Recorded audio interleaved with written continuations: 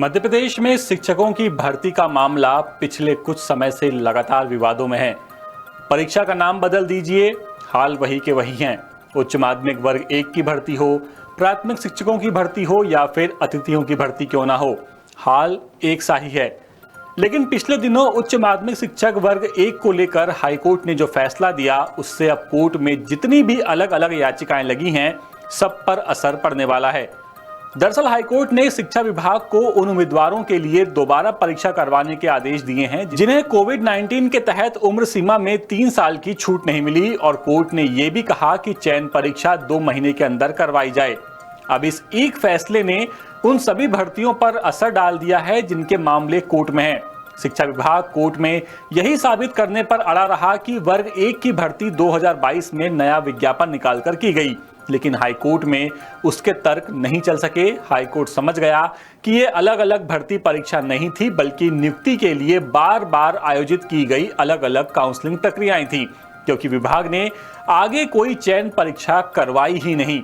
2018 वर्ग की भर्ती में 848 ईडब्ल्यूएस उम्मीदवारों की नियुक्ति में 12 नवंबर को सुनवाई होनी है। इस मामले में शिक्षा विभाग यही साबित करने पर अड़ा रहा कि 2022 की नई भर्ती है। इसके लिए कैरी फॉरवर्ड नियम का हवाला दिया गया, पर कैरी फॉरवर्ड के नियम नई भर्तियों पर लागू होते हैं, ना कि पुरानी पर।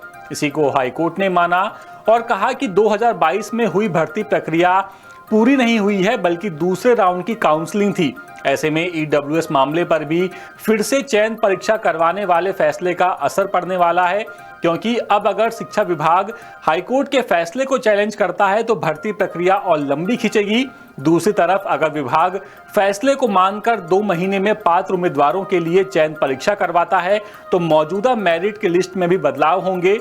ऐसे में 2023 की भर्ती की फर्स्ट काउंसलिंग के ज्वाइनिंग लेटर अटकने के पूरे आसार हैं। अब विभाग के पास एक ही रास्ता बचता है कि विभाग पदवृद्धि करे और मामले को खत्म करने की कोशिश करे।